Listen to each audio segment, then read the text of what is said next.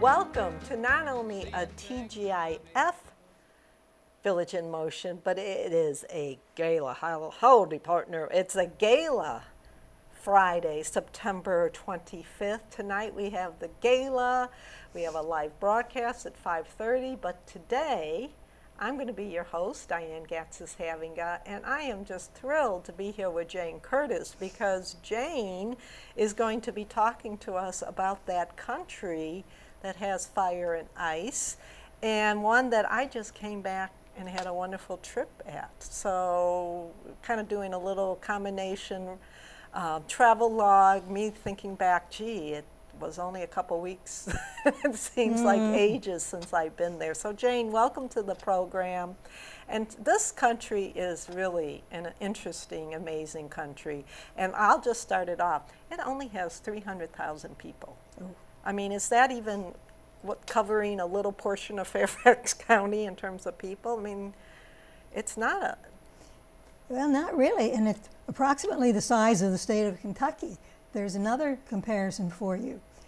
And I have 3 maps to show you, kind of zero in on it from what it looks like from outer space or whatever. If you look at one, please, there's a whole globe. I can see the northern hemisphere there. And that little black spot in the middle is Iceland. It's off there, Iceland, I should say. It's off there in the ocean, and you see it's between Norway and Greenland.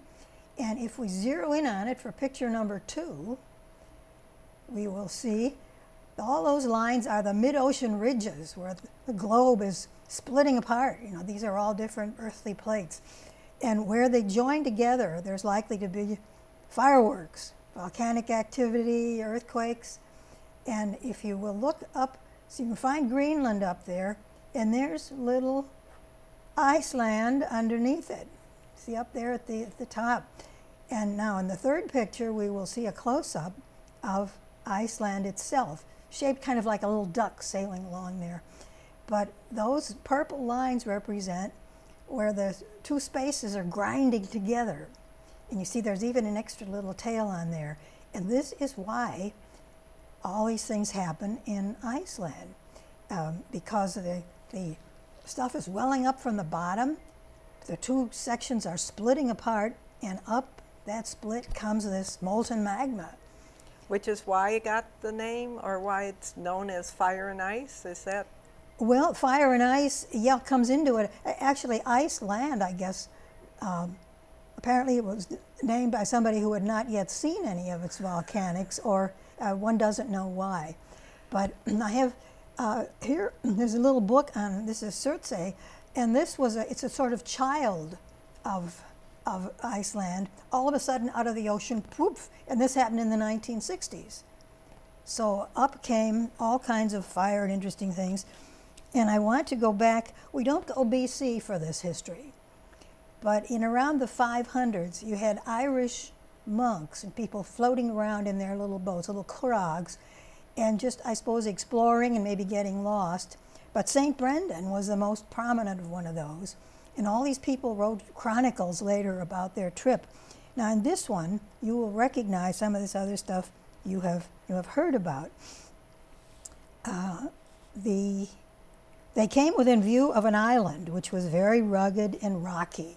Remember, they didn't know what was there. It was covered over with slag, these big chunks of stuff that your pictures show so nicely, kind of porous looking, without trees or herbage. See, in those days it was a newer island, nothing was growing there, but full of smiths' forges, blacksmiths, you see, and so they're wanting to hook it up with something that they know.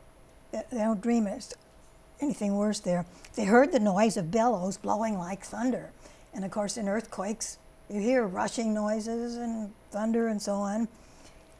Soon after, one of the inhabitants came forth, and this is pure fantasy, to do some work. He was all hairy and hideous, begrimed with fire and smoke. And when he saw these strangers, he ran back into his hole. Well, this, of course, is one of these pits, many of which are now hot springs. But they take a look at it and decide they better get out fast. And this indeed happened when Surtsey was forming, when this little island was forming. People got away from it, but watched it from the air. So he's telling his people to ply the oars briskly, and hearing this, the savage man rushed down to the shore, bearing in his hand a pair of tongs with a burning mass of slag. And this is the very thing that these volcanoes throw out when they're operating there. Great size and intense heat, which he flung after us. Now, you didn't, luckily or unluckily, yeah, there was no volcano see any activity fireworks. or earthquakes, but you do see heat all over, this thermal energy that the country does harvest, and that's what they heat their homes and water. I mean, It's wonderful. it's, How that they and can do everywhere that. you go, you see what we're showing right now. This is part of the geyser area, but you'll see steam rising up, and you're right. So you go from something like this where you think it's hot. It's very cool, the weather, but wherever you look, you'll see, steam and Little hot tubs. Oh yeah, and you go swimming. I mean.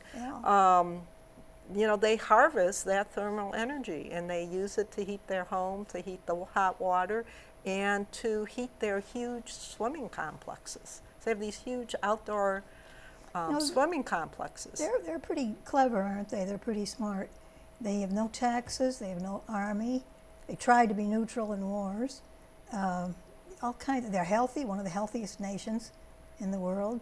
They've got the world by the tail in a way. Well, I think healthy, I mean, the air quality is so crisp. I mean, it's clear, clean.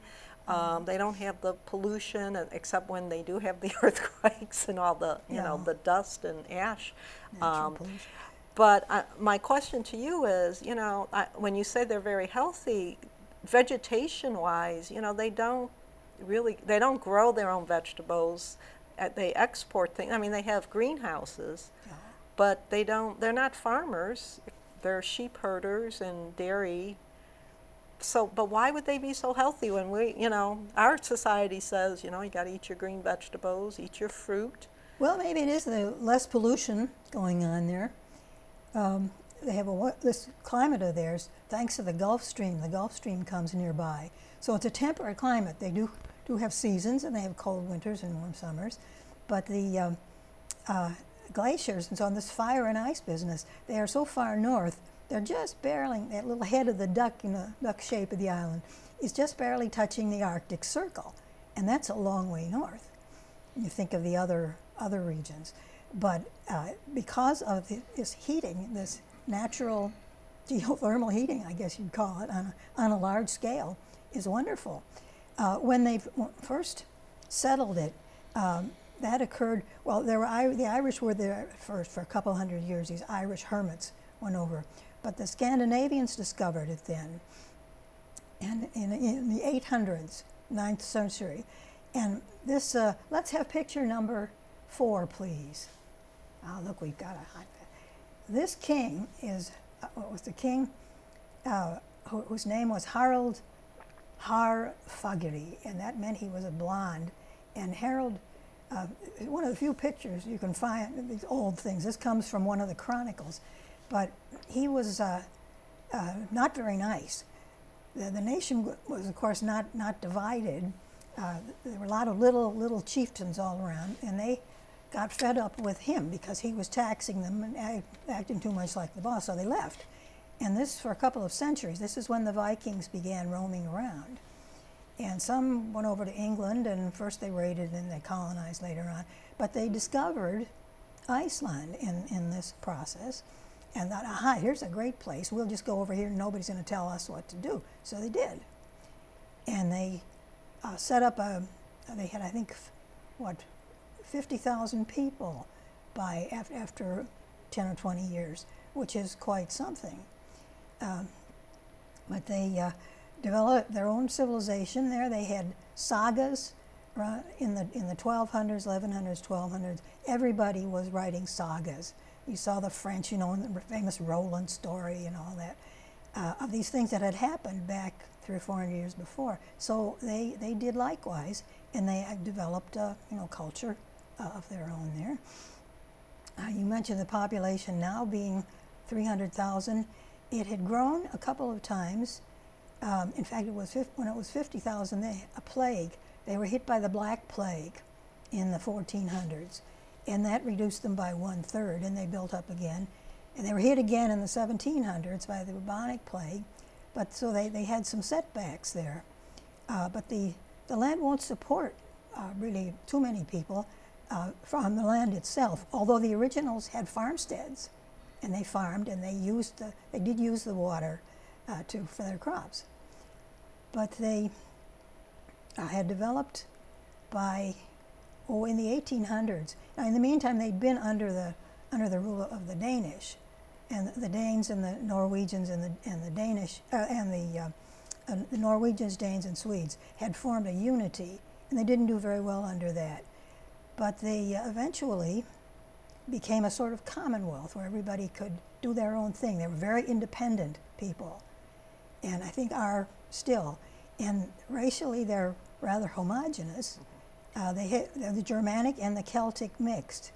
And that's a story in itself, too, because all these Norwegians had found it and went over there, or many of them had been on raiding trips to Ireland and had taken slaves, captured people and taken them as slaves. And they had also, at one point, when the Celtic tribes were migrating around, had come to Ireland, and they wanted to settle there, and the Irish wouldn't let them. Ones who were already there, they said it won't support anymore. So they said, we have some ladies to be our wives, we want to set up housekeeping. And this is how it got started in that area. And then when the Icelanders came along and raided, or the Norwegians and becoming Icelanders, they had this mix then of people. So women and these thralls, they called them in those days, were Celtic, pure Celtic, and the others were pure Germanic. And they mix, and it's a good mixture, apparently. Is that how they came up with the Icelandic language, which to me is a really interesting language to listen and see? It's definitely a Germanic language, like ours. And the language, they use some letters that we don't use anymore, but that we did use. They use just one, I think, that's still left. But the spelling is a little different. They're very wise in that, too. You know, they seem to trim things to the bone. In their tax situation, their health, automatic health insurance for everybody, through college for everybody, but they trim the language down. They use K for the hard K sound, and nothing else. You wouldn't spell Celt with a C, for instance, in that language, definitely. But they use some of the Germanic structures. And it's what we speak now, what they speak now, is the closest to what it once was in the Middle Ages of any of the languages. It's very close. And we had a good old family friend who was Icelandic. And she had a dictionary. Well, her daughter was actually my mother's closest friend. But she gave me her Icelandic dictionary later. I was sort of dabbling around in it. And sure enough, you can use it for a modern Icelandic dictionary, because it is used mainly in our letters, and you just pronounce it like it is, as the saying goes, down there for it. But it sounds, describe what it sounded like when they spoke it.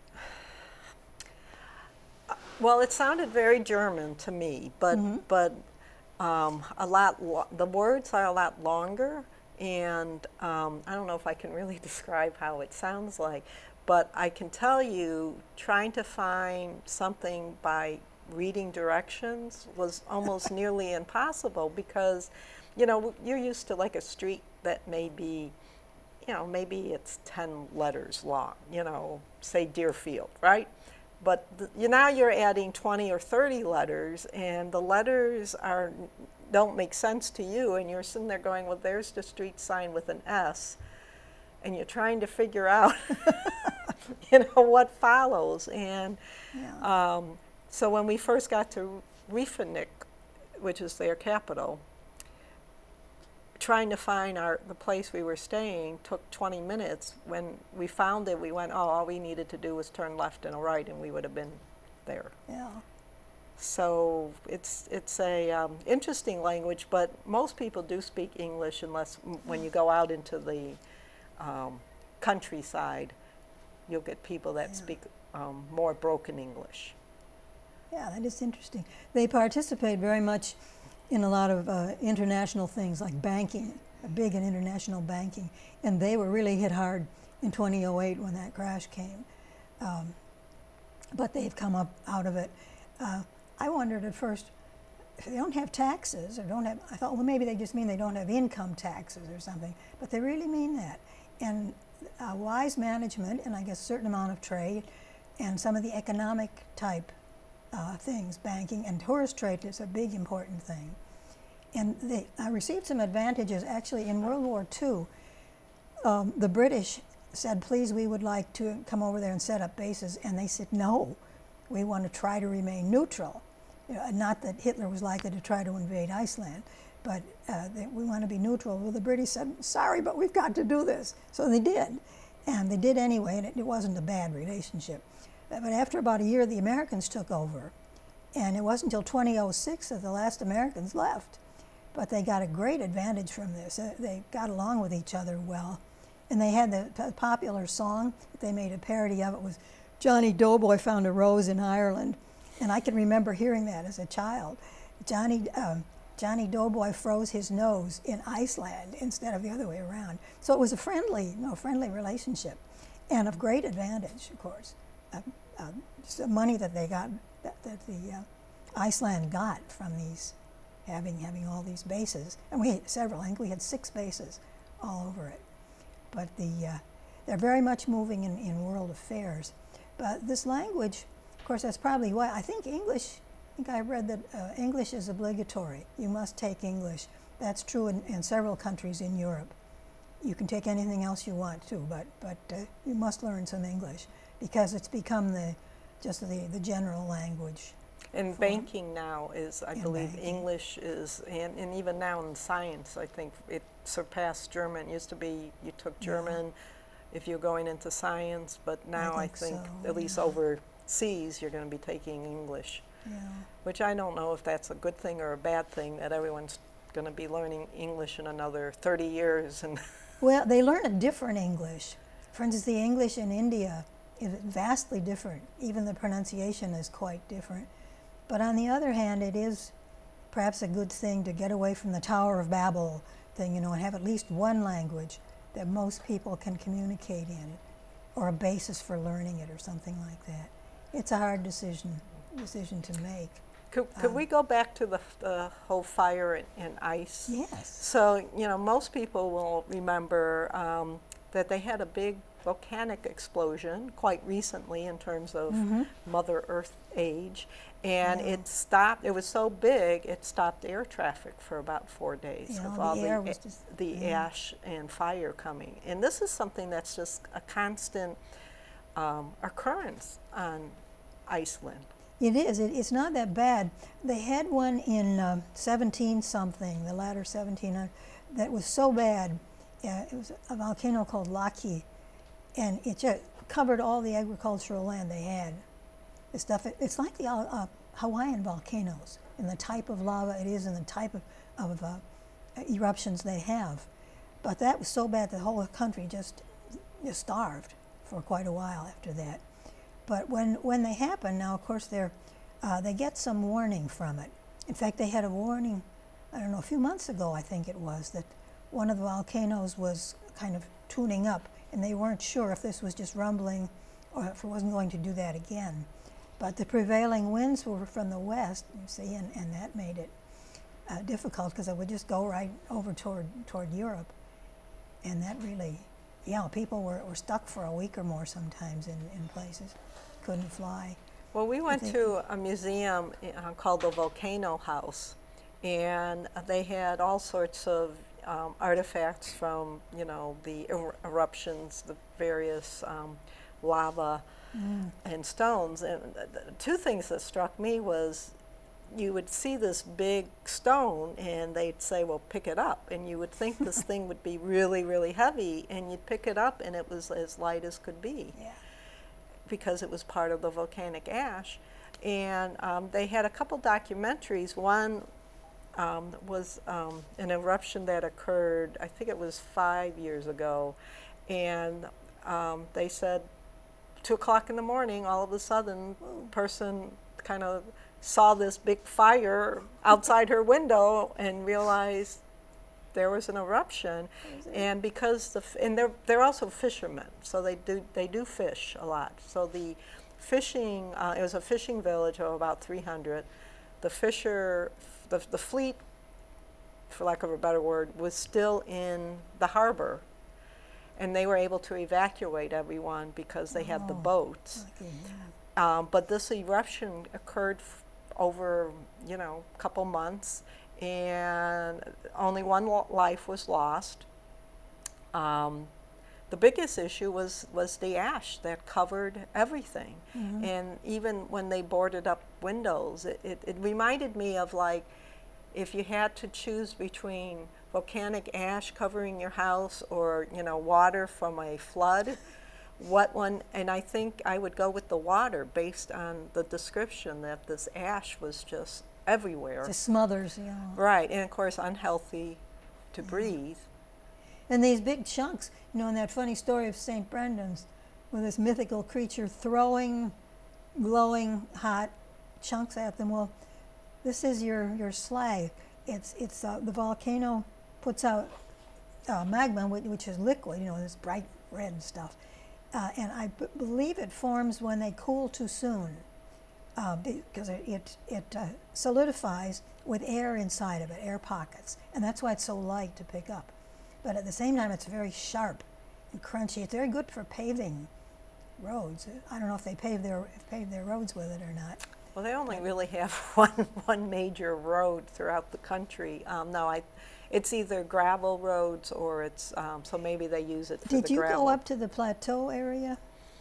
We did most of our traveling from the southeast coast, from the airport to the capital to small villages along the east Reykjavik coast. And its outliers are in the southwest corner, and I guess that is the corner that has the most flat land, usable land. But I have looked at maps that have there's an arable area around a good deal of it that they can grow things on, and this volcanic stuff is very, very fertile. It's full of all minerals and stuff coming out of the center of the earth. But they, what is it? I think 13% of the people live on the land anymore. I think I may be wrong in that figure, but at any rate, Reykjavik and its nearby places have taken the most population. Right, the majority of people live in that area. I wonder how they farmed very much in the old days, because they did, and you see pictures of it in these old things, drawings of their home, their farmstead. Their sagas are most interesting. That's one of the best sources of information, because they're mostly true. They're mostly like keeping a diary, but a little mythology thrown in here and there. But Snorri, wonderful name, Snorri Sturluson, was the main saga thing that has a writer that was survived, and he was also a poet. But he wrote sagas over the earlier kings, and the saga is simply a story of, more or less. Some of them are adventure stories, but a lot of them are not. And Snorri, in fact, I have a picture. We'll look at it if we have time. What's known as Snorri's pool, Snorri's pool, but I call it Snorri's hot tub. In that one, well, we could look at it right now. There it is. In fact, there we are. And it's one of these things. The picture doesn't show it exactly, but oh yes, it does show it, that it's kind of steaming still. And I imagine you'd have to test rather carefully before you got into that hot tub. You wouldn't want to come out roasted or anything, or parboiled. But so they have really the cold weather topography is also something that they knew in Norway. So between the two, they really figured out how to cope with this, heated by the Gulf Stream, somewhat heated, but this place that was also like a Nordic land, but had these interruptions coming up. The whole band, that map we looked at, that had all the plates on it, when you look along that whole thing, it's mostly underwater. There's only one other place in the world where it peaks out a little bit. But for some reason, this one, yeah, there you see it. And those, of course, we don't see any evidence, except, of course, what's moving from it, how the land is moving and mountains are forming. But with all that going on, they're right there. It must be actually scary, but fascinating. And it was to the people long ago as well. There's not as much in the later sagas about it. They stick more to history. But they do mention that great famine that was caused by the mountain. And that they give the mountains names, and oftentimes they're names of people in their mythology. And if the mountain is very destructive, it gets a name indicating that it's like that. Otherwise, if they're just pouring out lava, and of course the tourists love it. And in places like Hawaii and Iceland, Japan, even Indonesia, I've been to one of these craters in Indonesia.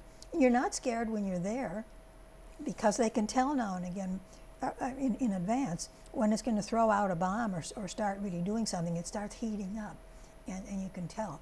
So for them, it's the same way. Meanwhile, it's heating the land, so to speak, keeping it from being entirely cold.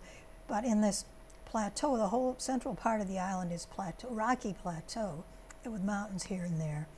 And when they need to cope with that, they need to have, of course, winter gear, Arctic gear.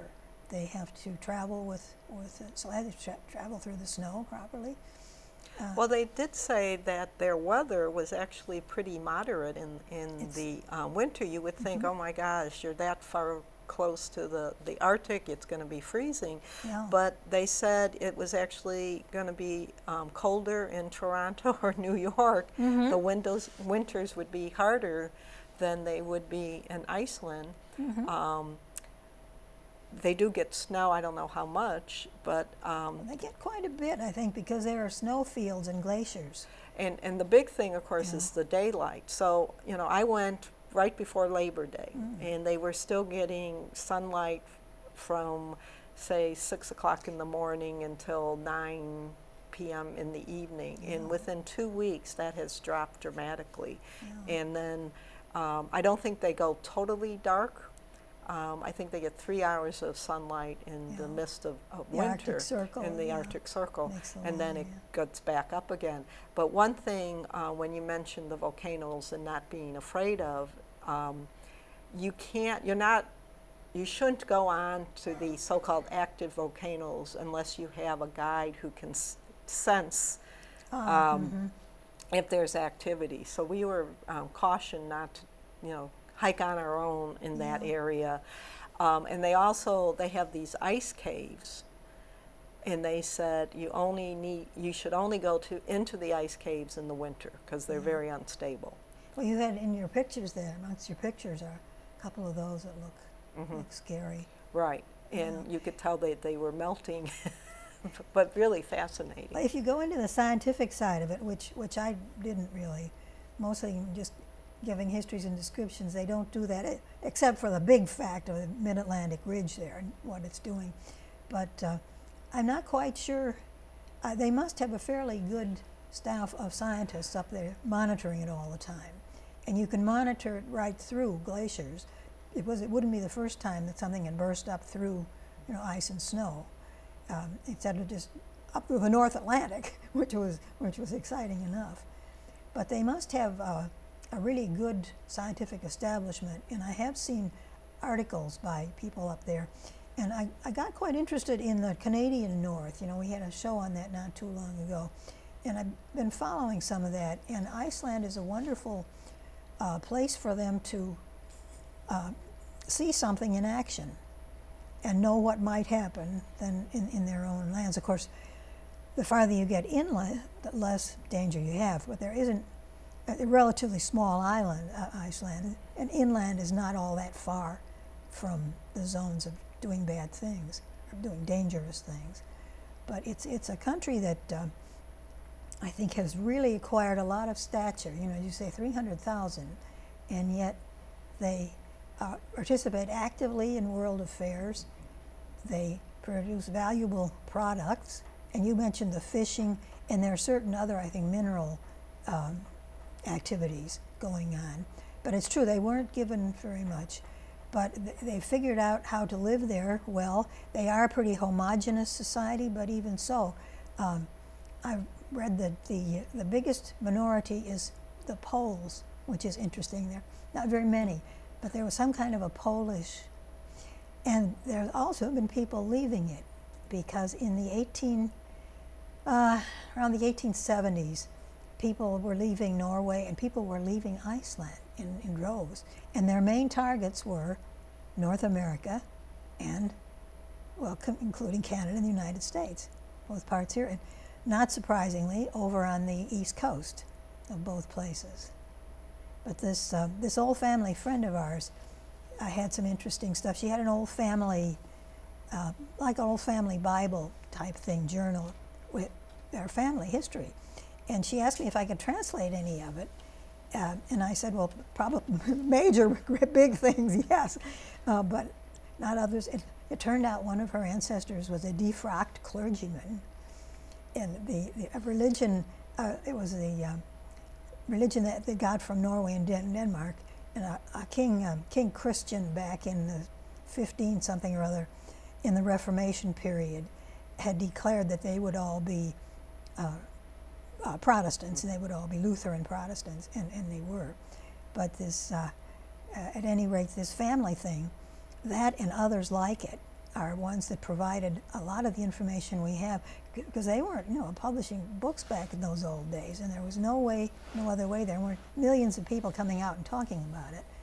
But looking back at it, you come up with quite a picture of a, Norwegians are often thought of as kind of stern, no nonsense, and they're also warm and nice. But they do have that streak, which has enabled them to cope with their land, because Norway itself, is no flat plain.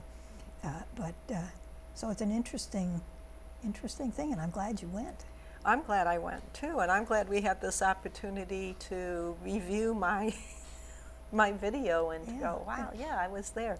A great place to visit, highly recommend it, and I thank you for coming on once again, Jane Curtis, and enlightening us on Icelandic and the history and language. And I'm sure they'll be in the news sometime soon. They'll have another eruption. Hopefully I won't be there when it happens. So before I let you go on this Gala Friday, let me tell you what's coming up. Remember, we do have a live broadcast at 5:30 tonight, right straight from the Gala and Village Square lobby. And on the